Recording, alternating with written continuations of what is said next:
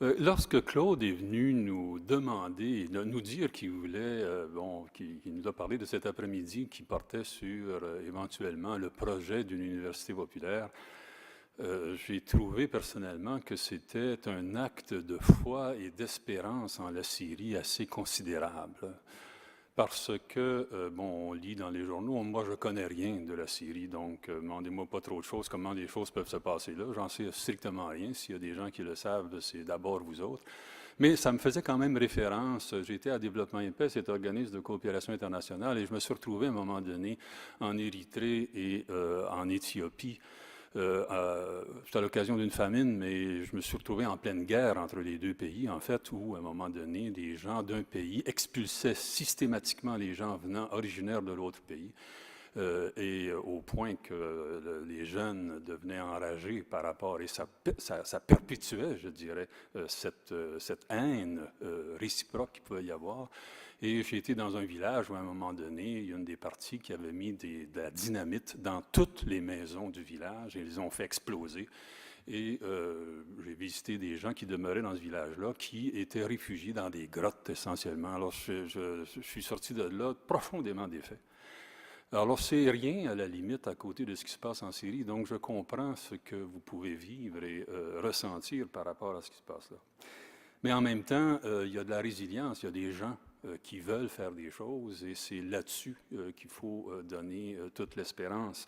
Et donc, ce projet-là, je le trouve assez stimulant, personnellement, éventuellement. Peut-être pas dans un très court terme, mais quelque chose où on se donne un projet ensemble. Alors, on espère, évidemment, comme je disais, on ne connaît rien, nous, le Centre Saint-Pierre ne pourrait pas être en Syrie directement, donc, mais on espère que notre modeste contribution pourra être d'une certaine aide dans votre réflexion sur ce projet. Le Centre Saint-Pierre, ce n'est pas une université. C'est une organisation sans but lucratif dont le conseil d'administration est élu par une assemblée de membres qui croit à sa mission de formation et d'accompagnement, en particulier de la société civile, des organisations communautaires. C'est un centre d'éducation populaire, donc, qui compte 40 années d'existence. Sa mission principale consiste à offrir des services de formation, d'accompagnement, d'intervention sociale aux groupes engagés socialement, mais aussi aux personnes en quête de sens dans une perspective d'éducation populaire. Il offre également, et donc ça c'est sa mission centrale, mais les besoins, et ça va revenir régulièrement, le centre a évolué en regardant c'était quoi les besoins du milieu et en essayant d'y répondre. Et il s'est rendu compte à un moment donné qu'il y avait des gens qui avaient des problèmes psychologiques et qui n'avaient aucune accessibilité aux services à ce niveau-là. Donc, il a mis en place un service d'aide psychologique individuelle aux personnes ayant une problématique de santé mentale qui acceptent d'entreprendre une démarche thérapeutique. Et graduellement, c'était une école. Il y avait des mouvements sociaux qui avaient besoin de lieux pour se réunir. Et donc, le Centre Saint-Pierre est devenu un genre de centre des congrès populaires qui offre des salles de rencontre à tout groupe qui veut se réunir, notamment pour donner de la formation, organiser des conférences publiques, faire des conférences de presse. Beaucoup d'organisations de la société civile et politique du Québec ont été fondées au Centre Saint-Pierre. Nous disions que la mission principale du Centre Saint-Pierre consistait à être un centre de formation et d'accompagnement de groupes engagés socialement. Il peut compter donc sur la présence de formateurs et formatrices spécialisés et expérimentés en communication, en développement organisationnel, en intervention psychosociale, en organisation communautaire, en médiation, ainsi que sur les questions de sens, de quête de sens. Il rejoint chaque année près de 700 à 800 groupes communautaires au Québec, 5000 personnes, avec ses 300 ateliers, sessions et formations ou conférences. Ces ateliers sont donnés au Centre Saint-Pierre même, mais ils sont de plus en plus offerts en région, afin de répondre sur mesure aux besoins spécifiques des groupes. Et par son approche pédagogique, il vise la prise en charge et l'autonomisation des personnes et des groupes. Alors, comment est-ce que ça a commencé? Le Centre Saint-Pierre a évolué avec la conjoncture sociale et politique du Québec. Au départ, c'est une communauté religieuse qui est propriétaire du bâtiment, les Oblats de Marie-Immaculée, qui cherche un nouveau mode de présence dans la société. Il fonde, il y a 40 ans, ce centre d'éducation populaire. Et comme la mission de cette congrégation religieuse la porte à se mettre au service des pauvres et des exclus, donc, au fond, il fonde ce centre-là avec cette idéologie, cette perspective-là. Dans un contexte de désaffection religieuse, de transformation profonde de la société québécoise, les fondateurs du Centre jugent important de se mettre à l'écoute des gens, particulièrement les pauvres, mais aussi ceux et celles qui s'engagent avec eux. Ils s'aperçoivent qu'il y a des changements majeurs qui s'opèrent dans la société et dans l'Église. Et dans leur conception, ils croient que Dieu s'intéresse aux joies, aux espoirs, aux tristesses, aux angoisses des gens, particulièrement des personnes appauvries, et qu'avant même de parler de religion, il est important de s'impliquer dans des actions de libération et de guérison. Au même moment, on assiste au Québec à l'éclosion d'une société civile importante qui met de l'avant un projet de société poursuivant des valeurs phares comme la justice sociale, la démocratie, la solidarité, l'égalité entre hommes et femmes. Et dans le quartier même où se trouve le Centre Saint-Pierre, on construit la tour de Radio-Canada en démolissant des centaines de maisons, en expulsant des gens du quartier, ce qui a provoqué l'organisation communautaire d'un certain nombre de gens avec des besoins d'organisation. Il faut que je trouve où je suis rendu. Voilà. Y voyant un lieu important de prise en charge et d'autonomisation des personnes appauvries, le Centre établit rapidement des partenariats avec les groupes communautaires qui luttent pour des politiques sociales et qui travaillent à développer fierté, dignité et solidarité chez les gens aux prises avec des problématiques de pauvreté, de maladie ou d'exclusion sociale. Comme centre de formation, il développe alors une expertise en vue d'appuyer ces organisations dans leur planification, leur organisation, leur stratégie de communication, ainsi que leur stratégie de mobilisation. Avec le développement des organisations, le Centre les aide dans les dimensions de gestion financière, de gestion de ressources humaines, des instances démocratiques, en réfléchissant notamment sur les rôles et le fonctionnement d'un conseil d'administration. Il offre un service de médiation pour gérer les conflits internes. Il s'implique même dans la mobilisation citoyenne autour d'enjeux sociaux locaux et régionaux. Il organise des débats publics autour d'enjeux politiques, économiques et même religieux. Et pendant plusieurs années, il produit des films et vidéos, particulièrement en appui aux formations et accompagnements qu'il propose. Et voyant la détresse psychologique d'un grand nombre de personnes qui n'avaient pas les moyens de s'offrir des services d'aide psychologique, comme je le disais tantôt, il met en place un service de psychothérapie à tarif modulé selon les revenus. Ce service compte maintenant une vingtaine de psychothérapeutes professionnels, soutenant près de 500 personnes par année à raison de 8000 rencontres. Pour les gens intéressés par la spiritualité chrétienne, parce qu'il faut quand même se situer comment est-ce que c'est parti et qu'est-ce qu'il y avait là, le Centre a mis en place un certain nombre de démarches d'éducation de la foi qui les aidaient à vivre une spiritualité qui tienne compte de la culture moderne et qui ouvre sur l'engagement citoyen en solidarité avec les gens appauvris du monde. L'offre de ces 16 salles de réunion a permis au Centre Saint-Pierre d'être une agora du mouvement social au Québec, d'être un véritable centre populaire des congrès où se rassemblent des organisations syndicales, des associations et des organismes communautaires, mais aussi des ordres professionnels et des organismes publics et parapublics. Ce service est une façon, en même temps, de financer le Centre Saint-Pierre. Annuellement, plus de 150 000 personnes viennent vivre leur engagement citoyen, leur utopie pour une société plus juste et plus démocratique.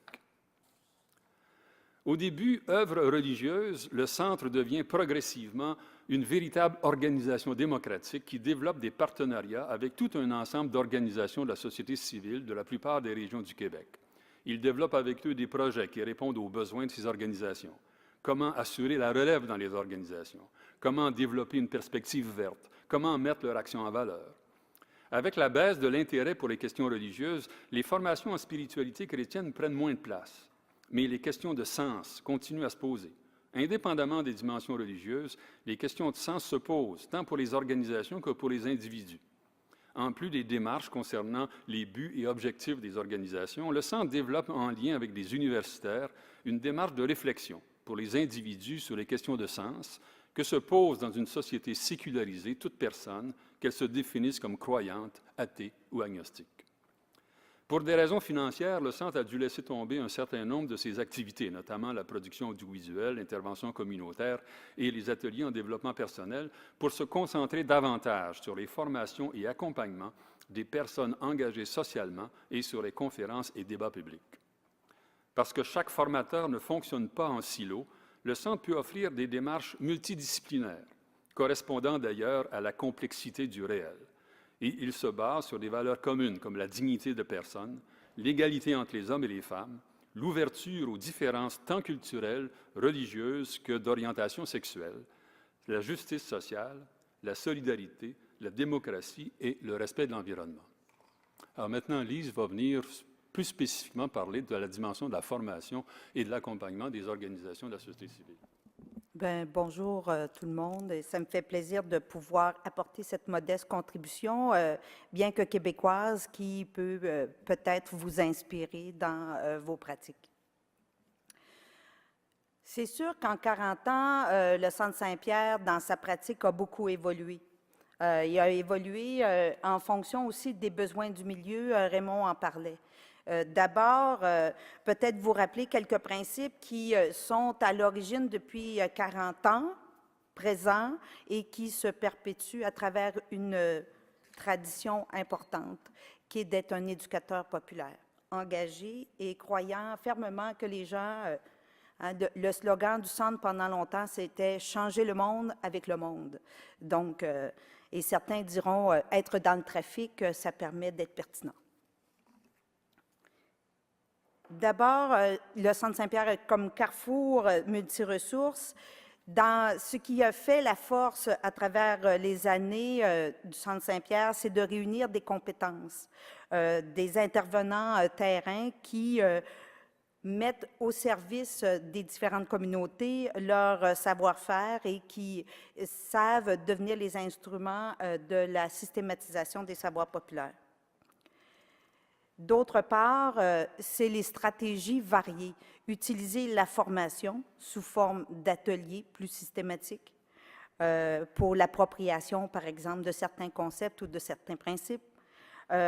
Des activités créatives qui permettent aux gens à travers le jeu, le théâtre, à travers les marches, l'exploration, de pouvoir mettre des mots sur leur réalité, de pouvoir faire de l'analyse aussi de leur situation et ainsi construire ensemble à la fois un savoir, une connaissance, mais aussi de pouvoir être proposeurs de solutions pour leur milieu. Je dirais que l'autre aspect, quand on parle d'un carrefour multiressources, c'est de rendre disponible par la systématisation de certaines pratiques et de diffuser ces savoirs-là. Au fil des ans, ça s'est transformé. C'est sûr qu'il y a 40 ans, on ne produisait pas des DVD. Aujourd'hui, on en produit. On produit des CD-ROM, on utilise Internet. Les documents qui sont produits par le Centre, pour la plupart, sont accessibles, téléchargeables. Donc, si aujourd'hui, vous avez le goût d'en savoir un peu plus sur les méthodes, des pratiques, des démarches, plusieurs d'entre elles sont accessibles via le site Internet et téléchargeables. Il y a derrière tout ça une vision de l'accompagnement puis de la formation. On en parlait plus tôt et j'adhère à tout ce que mes collègues ont déjà dit, c'est-à-dire croire que les gens, à partir de leur expérience, peuvent systématiser des savoirs. Ils ont des connaissances. Le Centre a été à la fois facilitateur dans la réflexion et l'action, a été un créateur d'espaces de prise de parole. Hein, c'est intéressant de dire, oh, il faut que les gens prennent la parole, mais le rôle qu'on a joué, ça a été souvent d'être des révélateurs de prise de parole, créer des espaces, être producteur de contenu, être vulgarisateur ou être accompagnateur dans des processus de changement. Les démarches, c'est sûr, ils s'appuient sur ce qu'on a déjà dit plus tôt, partage de savoir, partage aussi des expériences et des expertises. Les mots qui nous reviendront le plus souvent, c'est coopération, collaboration, appropriation du pouvoir, expérimentation et exploration. Je dirais aussi qu'un des rôles, peut-être celui dans lequel on se plaît davantage, c'est de provoquer des rencontres improbables. Permettre à des gens qui n'ont pas accès, par exemple, aux élus, de les rencontrer. Amener les élus à se prendre au jeu d'être une personne assistée sociale, d'être une personne qui a été exclue pour pouvoir voir l'envers du décor.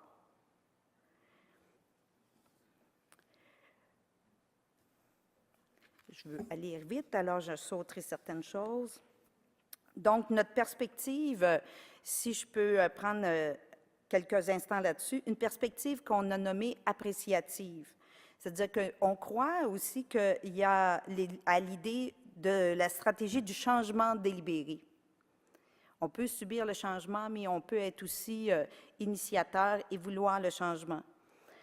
De ce point de vue-là, notre travail est d'amener les gens à reconnaître les forces, les points forts, les forces mobilisatrices.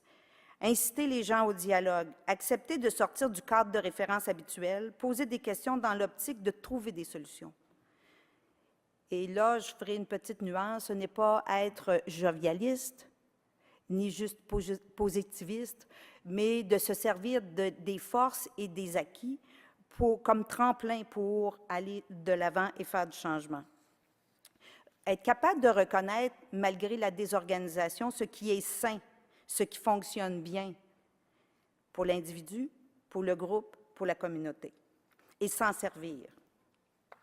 Donc, on ne veut pas tout jeter et recommencer comme s'il n'y avait rien avant.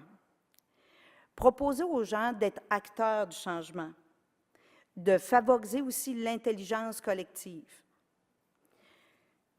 Je vous parlerai de quelques exemples. Il y aurait tant de choses à dire, peut-être pendant la période de questions ou après. Par exemple, de proposer, on parlait de quartiers centre-sud qui se déstructurent au début des années 70 et ensuite dans les années 80. Ça a été de supporter des démarches comme l'opération populaire d'aménagement, où les résidents du quartier ont été amenés à participer à une grande consultation populaire pour le réaménagement urbain. Des gens qui, à prime abord, n'auraient pas été sollicités par les élus. Mais dans cette grande opération populaire d'aménagement, ça a été de faire des rencontres improbables. Des citoyens qui, pour la plupart des personnes plutôt pauvres, avec peu de scolarité, à rencontrer des gens qui leur ont permis d'exprimer leur vision nouvelle et d'imaginer un quartier. Des gens qui se sont réappropriés des espaces et qui ont été capables de se mobiliser collectivement pour faire valoir leur présence. Aujourd'hui, ça prend la forme de cafés urbains où les gens, les citoyens d'un quartier sont appelés autour d'un café à discuter des enjeux et de leur vision du monde, de comment leur quartier pourrait se développer du point de vue social, mais aussi du point de vue de l'aménagement et ainsi pouvoir être proposeur.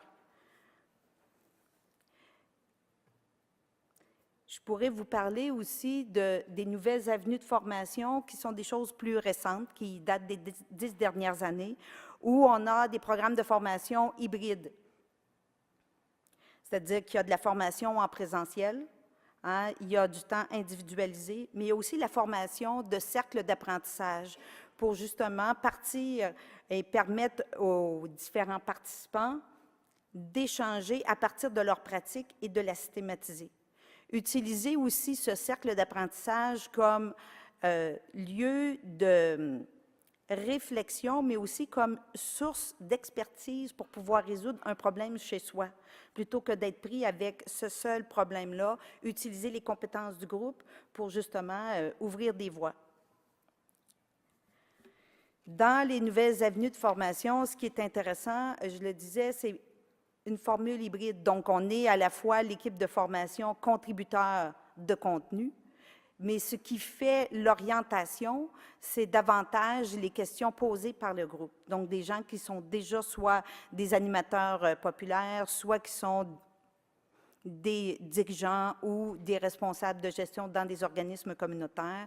Mais dans d'autres nouvelles avenues de formation, ce sont aussi des décideurs. Il y a des nouvelles avenues de formation. Il y a plusieurs qui ont été créées dans les dernières années sur la gouvernance, la planification, la gestion. Sur la gestion de projets, comment gérer et développer ces projets. Sur l'aménagement territorial, l'utilisation, la convergence des ressources. D'autres expériences intéressantes, je le disais, utiliser le jeu et pour permettre le dialogue sortir du cadre, changer de point de vue, prendre conscience, identifier les préjugés, ce sont les grands jeux. Hein, ça a commencé dans les années 80 par un jeu de l'opinion publique, justement pour permettre aux gens de voir l'influence des médias dans la communauté, comment les préjugés et les idées reçues sont transmises, et en même temps identifier quel pouvoir j'ai pour changer cette opinion publique-là, pour pouvoir l'influencer. Donc, des grands jeux de rôle où, justement, on construit une histoire et on donne des rôles, mais où on donne des consignes. Donc, aller parler aux médias, pouvoir interpeller un élu, mais on inverse les rôles. Souvent, l'élu, celui qui va jouer le rôle de l'élu, ça peut être un citoyen très ordinaire. L'élu, par exemple, lui, on va le mettre dans une position très ordinaire. Justement, tout ce qui était amené plutôt d'être capable de regarder du point de vue de l'autre, hein, de voir aussi l'influence, mais d'être capable à ce moment-là de comprendre et puis de déconstruire par la suite certaines idées. Ça a été la même chose, ce grand jeu de l'opinion publique a évolué pour venir soutenir l'installation dans les territoires des centres locaux de développement et où, justement, il y avait les enjeux, c'est les développements d'un territoire d'un point de vue économique, social, culturel et communautaire. Je parlais de systématiser les expériences. Vous pourrez aller voir sur le site Internet. On a travaillé en collaboration très étroite avec un centre d'éducation populaire, le Carrefour Saint-Michel, pour systématiser une activité qu'ils avaient mis au point pour favoriser la participation citoyenne. Donc, développer une analyse, être capable de s'approprier du langage, être capable de prendre la parole.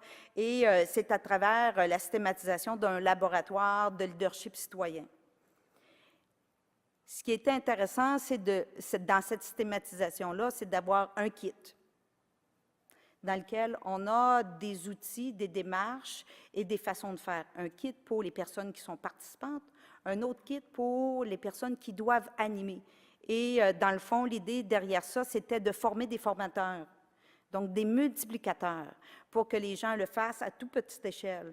Une expérience où on convie des gens qui sont plus ou moins scolarisés, mais à côtoyer dans le même laboratoire des personnes qui ont plus de compétences, plus de savoir. Et je dirais, ce qui est intéressant aussi, dans plusieurs quartiers où l'expérience a été menée, des gens qui n'étaient pas de même culture, qui n'étaient pas de même langue et qui travaillaient avec le même matériel. Quand on parle de la perspective appréciative, c'est aussi dans cette manière-là, c'est-à-dire considérer ce qui fait qu'on est ensemble et pourquoi on a le goût d'être ensemble, afin de cultiver la différence et non regarder d'abord la différence. C'est un des principes qu'on essaie de mettre de l'avant. C'est intéressant. Des boîtes à outils, il y en a eu sur différents sujets. Planification, la gestion, bien sûr, la gestion des ressources humaines, sur la gouvernance, sur la question aussi de la relève dans les organisations, que ce soit les travailleurs ou chez les bénévoles. Et ce qui est intéressant, c'est que ça a servi de plaque tournante pour pouvoir diffuser des pratiques inspirantes. Pourquoi est-ce qu'on les a baptisées inspirantes plutôt que de bonnes pratiques? La bonne pratique, on montre toujours juste le bon côté de l'affaire en pensant que ça peut marcher partout. Il suffit de l'apprendre et de l'appliquer. En parlant de pratiques inspirantes, ce qu'on a souhaité mettre de l'avant, c'est des monographies dans lesquelles on dit, bien, voici l'expérience, voici ce qui était difficile. Et si on veut le reproduire, ce qu'il faudrait prendre en compte. Il y a plusieurs, il y en a eu au niveau du développement local, il y en a au niveau justement la relève chez les bénévoles, sur le recrutement des personnes pour faire partie de conseils d'administration d'organismes sans but lucratif. Je pourrais ainsi vous parler d'expositions photos, de la construction avec des personnes analphabètes de murales, hein, le soutien aussi à l'analyse par des enquêtes terrain. Quand on visite notre quartier, qu'on est capable de mettre des mots sur ce qu'on voit, par la découverte aussi, par la mixité des groupes. Il me reste combien de temps, là? Il me reste 2 minutes à peu près? Parce que ça s'est arrêté. Quoi vous dire maintenant? Quelqu'un parlait tout à l'heure de la préoccupation de l'utilisation des nouvelles technologies de l'information. Ça a été, on a eu plus d'une expérience. Une, entre autres, était de permettre un projet qui s'appelait les citoyens branchés. Donc, permettre l'accessibilité aux nouvelles technologies, mais favoriser l'apprentissage aussi de ces technologies-là, puisque il y avait, entre autres, des projets de gouvernement en ligne dans certaines municipalités. Et on peut être analphabète au niveau d'écriture, mais quand on ne contrôle pas l'Internet et que notre gouvernement est en ligne et que les informations sont là, on est analphabète aussi. Donc, démystifier, rendre accessible aussi la machinerie qui va autour de tout ça et de permettre l'appropriation. Un autre projet qu'on a mené en collaboration, on parlait tantôt, est-ce que c'est possible de mettre ensemble des communautés? On a fait un projet de connectivité avec des groupes qui travaillaient avec les familles et la petite enfance à travers le Canada. Et notre expérimentation était intéressante, c'est-à-dire faire un babillard électronique, avoir un chat et puis pouvoir s'interpeller pour se soutenir et en même temps concerter les efforts des groupes communautaires à travers le Canada pour une représentativité auprès des instances publiques sur la valeur des expériences, sur la pertinence et sur les besoins. Ce qui est intéressant dans cette expérience, c'est que l'équipe était divisée en deux, une partie à Sudbury, une partie à Montréal. Donc, travailler dans des univers qui sont très différents, des expertises différentes. Et interpeller des gens en présence, hein, on a parlé tantôt d'expérimentation du think tank, on a expérimenté ça en présentiel. Favoriser aussi l'utilisation d'Internet pour mettre les gens en réseau. Mais je dirais le plus intéressant, c'est que même quand on était dans les aspects forum, think tank, il y avait toujours en présence, il y a des gens qui étaient au téléphone, il y a des gens qui étaient sur Internet, et je dirais que là où on a relevé des défis intéressants, dans les deux langues en même temps, français et anglais. C'est un défi.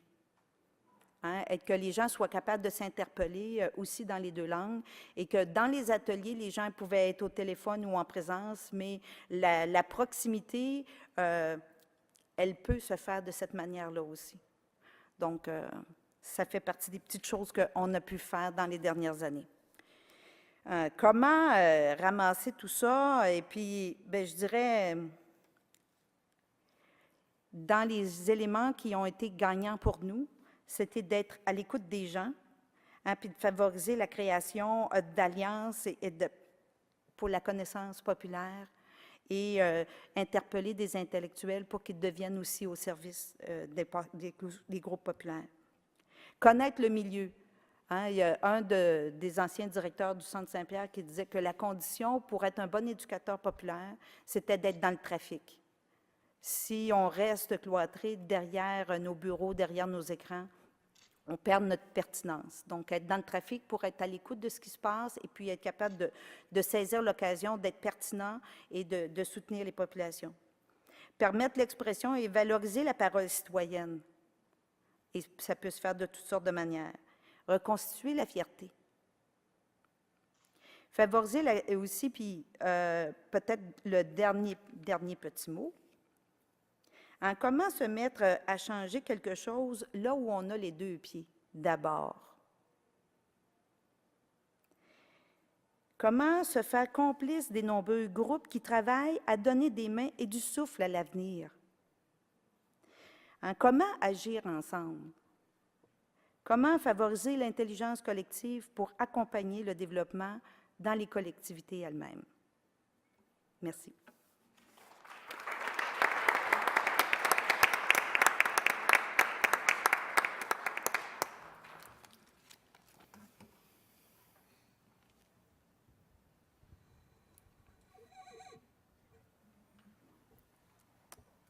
Y a-t-il des gens qui souhaiteraient poser des questions, faire des remarques?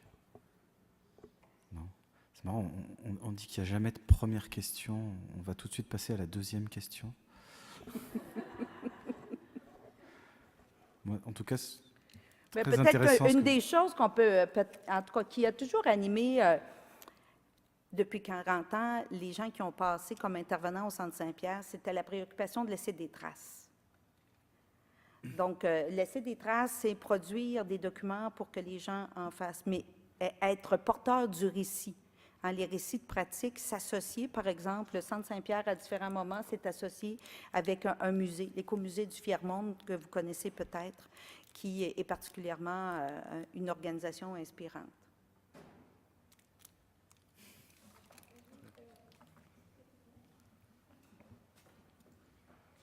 Alors, il y a toujours une première fois, une première question. Est-ce que vous pouvez nous parler ou partager avec nous votre première expérience quand vous étiez en première fois en contact avec ces gens-là? Comment vous étiez recevés par ces gens-là? En tout cas, est-ce qu'ils étaient ouverts à vos connaissances partagées? Est-ce qu'ils étaient intimidés? Est-ce que vous étiez pédagogue ou bien juste une personne normale comme eux à partager le savoir? Toutes ces réponses à la fois. Peut-être, je pourrais dire, pour le Centre Saint-Pierre, en général, et puis je vais me faire porteuse des expériences des collègues à travers les différents âges du centre. Premièrement, le centre était déjà dans le quartier, le Centre-Sud. Donc, il était un organisme qui était visible. La présence d'avoir été une ancienne école dans le quartier, une école vivante, d'avoir été associé depuis toujours à différentes actions dans le quartier et d'avoir répondu présent quand on l'a sollicité, le centre, pour avoir une salle pour se réunir. Et d'un coup, de dire, ah, ben là, ça suffit plus, on aurait besoin d'un animateur, parce que là, ça devient plus complexe. Dans le fond, de répondre aux demandes au fur et à mesure. Comment est-ce qu'on était reçu par les gens? Je dirais, ça dépend. Hein? Il y a beaucoup d'années que je travaille au Centre Saint-Pierre. Je suis arrivée au début du centre dans l'opération populaire d'aménagement. Et un de mes premiers souvenirs, parce que dans le Centre-Sud, c'est un quartier, un ancien quartier ouvrier, qui est vraiment en bordure du fleuve. Et une des revendications populaires, c'était l'accès au fleuve, d'arrêter d'avoir des tas de ferrailles d'en face qui bouchent la vue, un quartier qui a été hachuré, fragmenté, segmenté par un boulevard urbain, par la construction de Radio-Canada, par aussi la Cité des Ondes qui s'est installée dans ce quartier-là. La fierté des gens, lorsqu'ils sont allés, à un moment donné, faire un pique-nique sur les tas de ferrailles parce qu'il y a les feux d'artifice et qu'on soit pauvre ou riche, on a le droit d'y voir, les feux d'artifice. Être avec, je pense que ça fait partie des choses, ça a été beaucoup l'expérience du centre, d'être avec les gens dans l'action, ne pas être seulement des systématiseurs. À des moments donnés de notre existence, c'est ce qu'on a fait, mais de pouvoir changer de place à différents moments. C'est le rôle du centre de s'adapter aux demandes et d'être à l'écoute, d'évoluer en même temps. Je ne sais pas si ça peut être inspirant ou utile à ce que vous faites. On va prendre une dernière intervention parce que le temps se fait un peu court, là. Merci beaucoup pour l'ensemble des interventions de cet après-midi parce qu'elles étaient très enrichissantes. Premièrement, par rapport à une question qui a été posée tout à l'heure, qu'est-ce qu'on pourrait faire? À mon avis, ce que les Syriens et nous étant à l'extérieur, ce qu'on pourrait faire comme outil pour l'instant, c'est mobiliser, essayer de mobiliser nous-mêmes, mobiliser nos pairs qui sont sur le terrain. Et puis, voilà, notre présence ce soir ici, c'est grâce à une mobilisation qui a été initiée il y a quelques mois et qui nous a tous réunis là. Par rapport à l'expérience du centre qui m'éblouit par son ouverture et son dynamisme, j'ai une question qui est par rapport à la gestion peut-être au quotidien d'un centre pareil. Vous avez parlé, et le monsieur aussi avant, d'une ouverture à tout un mosaïque de groupes de différents milieux sociaux, de différents intérêts, de différentes cultures aussi et opinions. ça génère parfois, j'imagine, des tensions ou pratiquement peut-être des risques de conflit. Comment le centre a réussi à gérer tout ça? Oui, il y a eu beaucoup de conflits et de tensions. D'abord, au sein de la communauté religieuse, vous savez, c'est parce que ça ne va pas de soi. Hein.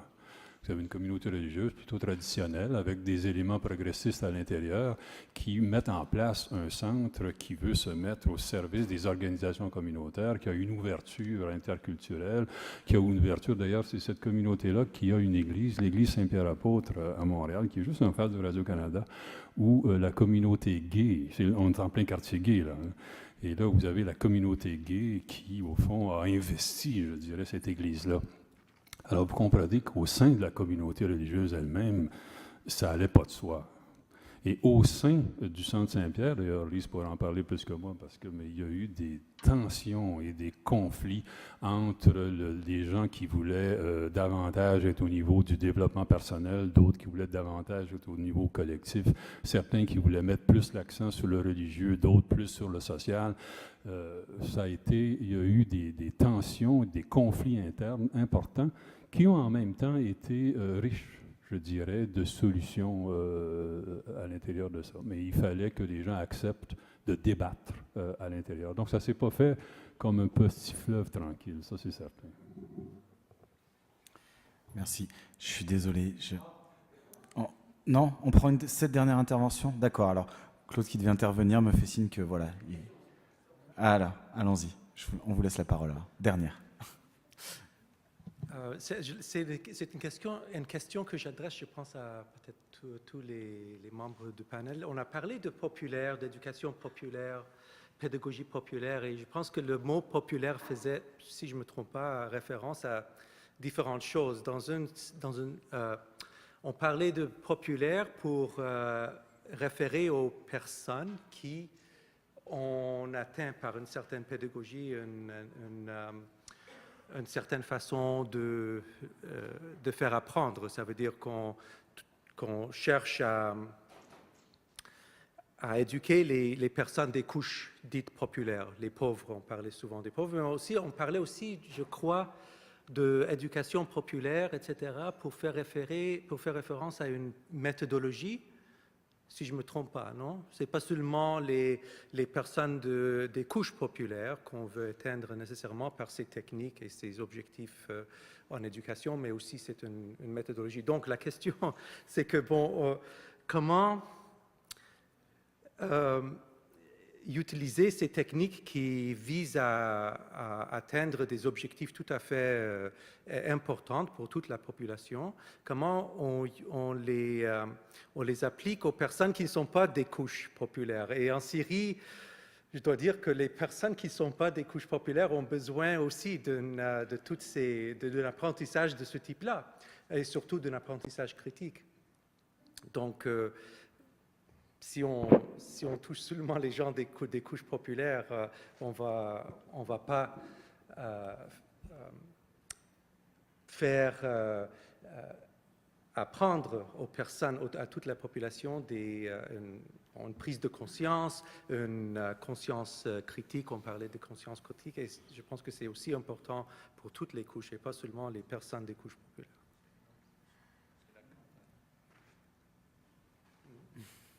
Lance.